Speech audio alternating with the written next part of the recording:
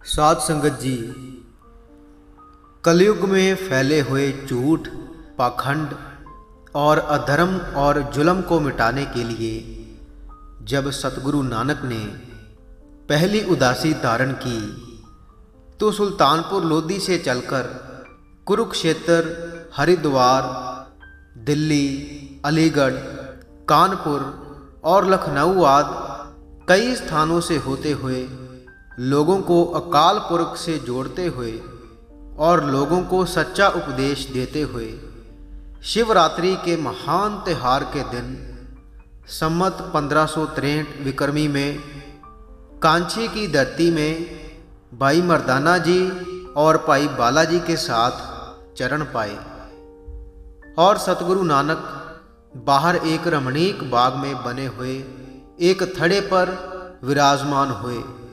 तो भाई मर्दाना जी ने सतगुरु नानक से सवाल किया कि हे गुरु जी, ये सुंदर बाग किसका है, कौन इसका मालिक है।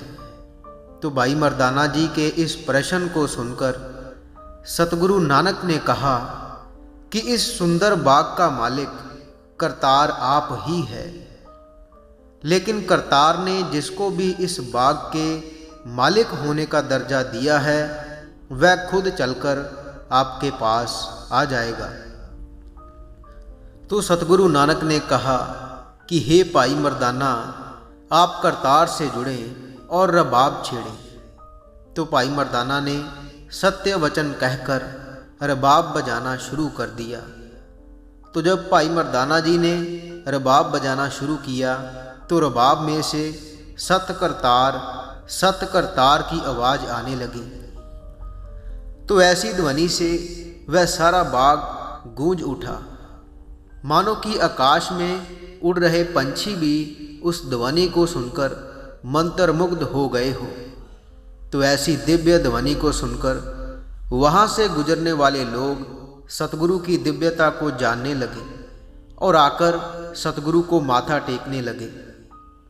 रास्ते में आने जाने वाले लोग सतगुरु की शरण में जाने लगे। तो इतनी देर में पंडित गोपाल शास्त्री भी सतगुरु के पास आए। तो सतगुरु के दिव्य रूप को देखकर पंडित गोपाल शास्त्री जी भी सतगुरु की दिव्यता से बहुत प्रभावित हुए और जैसे ही वह सतगुरु के और नज़दीक गए, उनको सतकरतार की धुन एक रस सुनाई दी, जिसे सुनकर वह गुरु चरणों से जुड़ गए।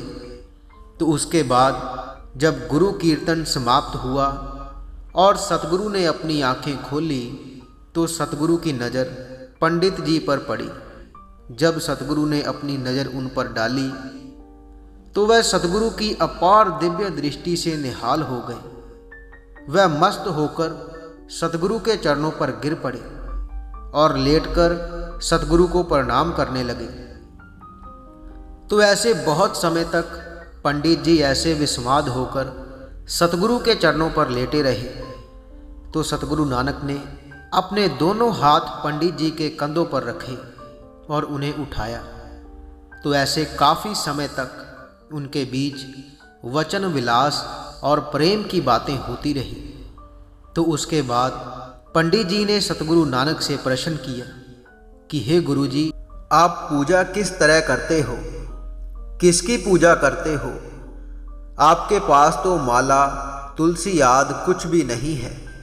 तो सतगुरु नानक का इशारा पाकर भाई मर्दाना ने रबाब को बसंत हिडोल राग में बजाया और सतगुरु नानक ने अपने मुख से ये वचन कहे, साल ग्राम विप पूज मनावो, सुकृत तुलसी माला, राम नाम जप बेड़ा बांधो, दया करो दयाला।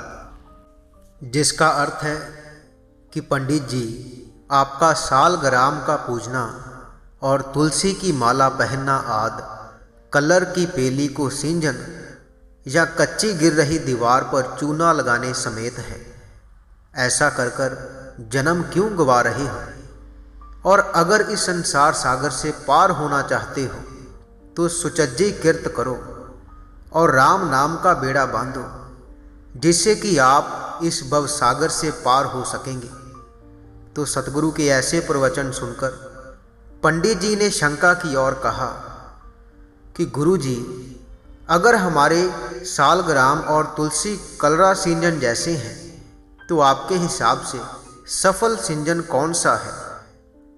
तो यह सुनकर सतगुरु नानक ने फिर वचन किए, कर हर हर हल्ट माल टिंड परोवो, तिस बीतर मन जोवो, अमृत सिंचो परो क्यारे, तो माली के होवो, गोडो धरती भाई, ज्यों गोडे तय तुम सुख पावे, किरत न मिटया जाई। जिसका अर्थ है कि पंडित जी, सफल सिंचन तो सुचज्जी करनी में है। हर कथा का हल्ट माल और टिंडा बनाओ और इस हल्ट को चलाने के लिए अपना मन जोगो, अर्थात तुम्हारे मन के अंदर करने की उमंग हो और ऐसी उमंग में से एक खेड़ा और एक रस उत्पन्न होगा और उस अमृत से अंतर भरपूर हो जाएगा और ऐसे अंतर भरपूरों का साईं, दिलों का मालिक आपको अपना बना लेगा। और जब आप उस मालिक के हो गए तो आपके अंदर से काम, क्रोध, लोभ, मोह और अहंकार जैसे सभी विकार दूर हो जाएंगे और ये आपके गोले होकर रह जाएंगे जो आपके अमृत को लूट कर ले जाते हैं। आपके सेवक होकर रह जाएंगे। जैसे सफाई के लिए घास फूस को उखेड़ दिया जाता है और सिर्फ फसल की संभाल की जाती है, ऐसे ही आपके अंदर का काम और इच्छाएं अमृत रूपी फसल की संभाल और क्रोध रूपी जड़ी बूटियां गलत वासनाओं का नाश करने लग जाएंगी। इस तरह काम करो, कृत करो, दुष्ट शक्तियां भी आपकी सेवा में लग जाएंगी। जब आप अपने अंतर में ऐसे सफाई करेंगे तो आप सुखी जीवन पाएंगे और आपकी इस प्रकार की हुई कृत कभी भी व्यर्थ नहीं जाएगी। तो सतगुरु नानक के मुख से ये वचन सुनकर पंडित जी की तसल्ली हो गई और वह सतगुरु नानक से बहुत प्रभावित हुए। तो उसके बाद सतगुरु नानक ने इस पंक्ति के आखिरी वचन कहे, बंगले और पुन हंसला होवे, जेतु करे दयाला, प्रवत नानक दासम दासा, दया करो दयाला। जिस तरह बंगले नीच पुरुष भी उत्तम हंस बन जाते हैं, लेकिन हे प्रभु, ये तभी संभव हो सकता है जब तू दया करे। मेरी दासों के दास नानक की तो यही विनती है कि हे मेहरबान प्रभु, हम जीवों पर तू दया दृष्टि रख। तो सतगुरु नानक के मुख से ऐसे वचन सुनकर पंडित जी गदगद हो गए। उनके अंदर से अज्ञानता का अंधेरा दूर हो गया, आत्मा निर्मल हो गई और वह सतगुरु के पूर्ण श्रद्धालु और सेवक बन गए और प्रसन्नचित्त होकर विनती की कि हे जगत आधार गुरु जी, आपने बहुत कृपा की है। आपने इस कांची को बाग लगा दिए हैं और अपने इस सेवक को निखार दिया है। हे गुरु जी, आप भी यहाँ पर कुछ समय रुककर यहाँ के लोगों को उपदेश देने की कृपा करें। तो सतगुरु नानक ने पंडित गोपाल जी को धीरज देते हुए कहा कि हाँ पंडित जी, हम यहाँ पर कुछ समय रहेंगे। तो वहाँ से पंडित गोपाल जी आज्ञा पाकर अपने घर चले गए और घर जाकर उन्होंने अपने घर वालों को खुशखबरी सुनाई कि आज हमारे बाग को अच्छे बाग लग गए हैं। एक दिव्य स्वरूप प्रभु का रूप वहाँ पर आकर विराजमान हुए हैं, जिनके दर्शन करने से तन मन निर्मल हो जाता है।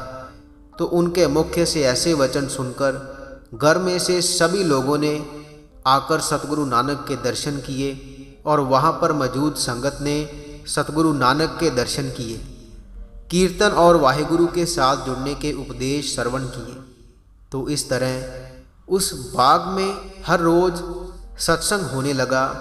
दूर दूर से संगत सतगुरु नानक के दर्शन करने और उनका उपदेश श्रवण करने के लिए आने लगी। और अगर कोई अपनी इच्छाओं को लेकर सतगुरु नानक के पास जाता था तो सतगुरु सभी पर अपनी दया मेहर की अपार नज़र डालते थे और उन्हें वह खुशियाँ दे देते थे।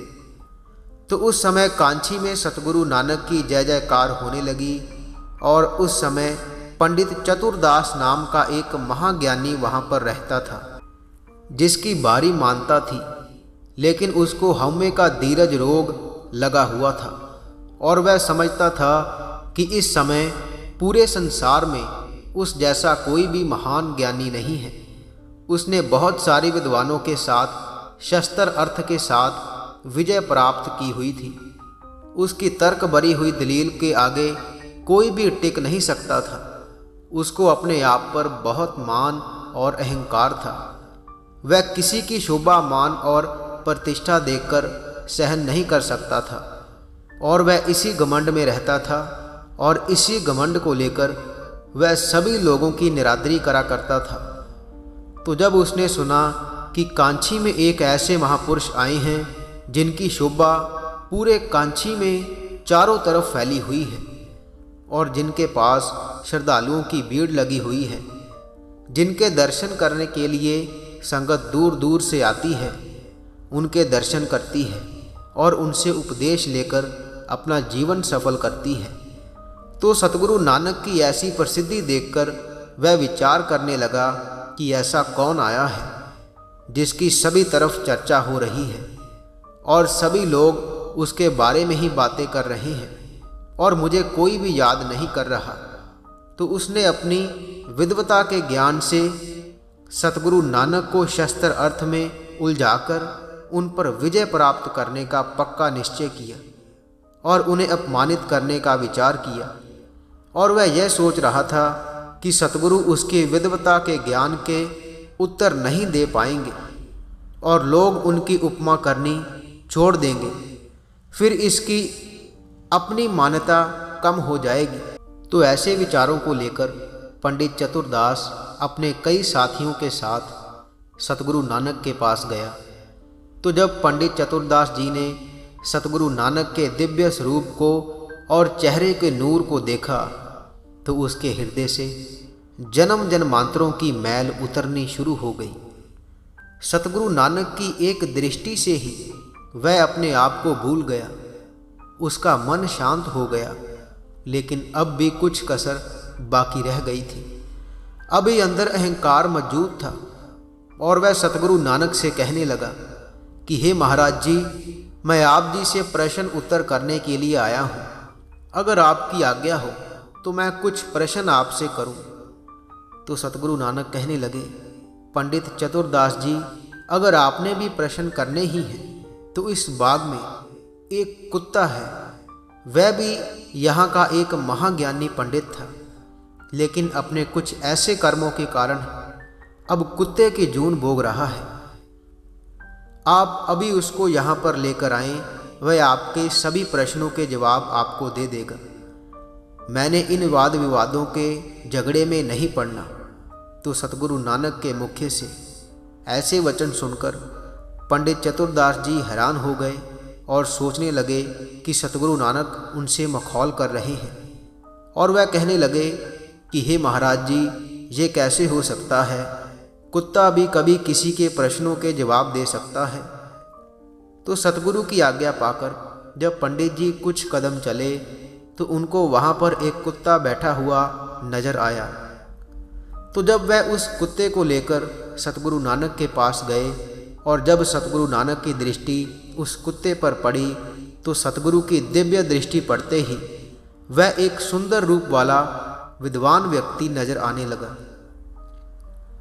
वहाँ पर मौजूद सभी पंडित हैरान हो गए और यह सोचने लगे कि ये कैसा आश्चर्य चमत्कार हुआ है, और सभी हाथ जोड़कर सतगुरु के आगे विनती करने लगे और पूछने लगे कि हे महाराज जी, ये क्या कौतक है?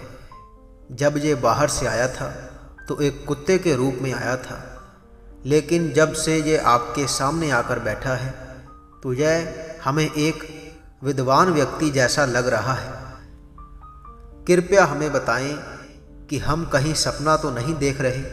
तो यह सुनकर सतगुरु नानक मन ही मन में मुस्कुराए और जवाब देते हुए कहने लगे कि यह सब आप इनसे पूछें, ये आपको बताएंगे। तो जब सतगुरु ने ऐसे वचन किए तो उन्होंने कहा कि किसी समय मैं भी कांची का एक महान पंडित था। मेरी भी यही दशा थी जब भी कांची में कोई महान पुरुष, योगी, सन्यासी आता था तो मेरे ईर्खालु स्वभाव के कारण मैं उसे यहाँ पर टिकने नहीं देता था। शस्त्र अर्थ के माध्यम से उनको निरस्त करके उनको यहाँ से भगा देता था। एक समय यहाँ पर एक महापुरुष आए। उनके साथ प्रश्न उत्तर करते समय काफ़ी समय व्यतीत हो गया, लेकिन फिर भी मैं उनका पीछा नहीं छोड़ रहा था। तो उन महापुरुषों के मुख से यह वाक्य निकल गए कि क्यों कुत्तों की तरह भौंक रहा है। तो यह सुनकर मुझे ऐसा प्रतीत हुआ कि मुझे श्राप मिल गया है। तो उसके बाद मैंने उनसे क्षमा मांगी, लेकिन फिर क्या हो सकता था। उन्होंने कहा कि अब तुझे कुत्ते की जून भोगनी पड़ेगी। तो मैंने उनको कहा कि कृपया मुझे यह बताएं कि इस जून से मुझे कब छुटकारा मिलेगा और कब तक मुझे ऐसे ही रहना पड़ेगा, कृपया इस पर प्रकाश डालें। तो उन्होंने कहा कि कलयुग के समय श्री गुरु नानक यहाँ पर आएंगे और उनकी कृपा की दृष्टि तेरे ऊपर पड़ेगी, तो फिर जाकर तेरा उद्धार होगा। तो वह कहने लगा कि मैं इस शुभ घड़ी के इंतज़ार में था जो कि अब मुझे प्राप्त हुई है। आप जल्दी करें, आपको जो पूछना है पूछो, मैं गुरु जी की कृपा से आपके सभी प्रश्नों का जवाब दूंगा। यह कलयुग के अवतार श्री गुरु नानक देव जी हैं।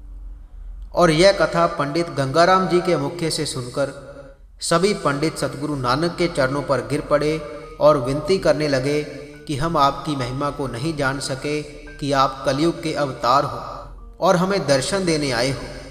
कृपया हमें बख्श दो, आप अपनी कृपा का पात्र हमें बनाएं, हमें शुभ उपदेश देने के योग्य बनाएं और अपनी अपार कृपा हम पर बरसाएं, जिसकी मदद से आगे चलकर हमारा भी पार उतारा हो सके।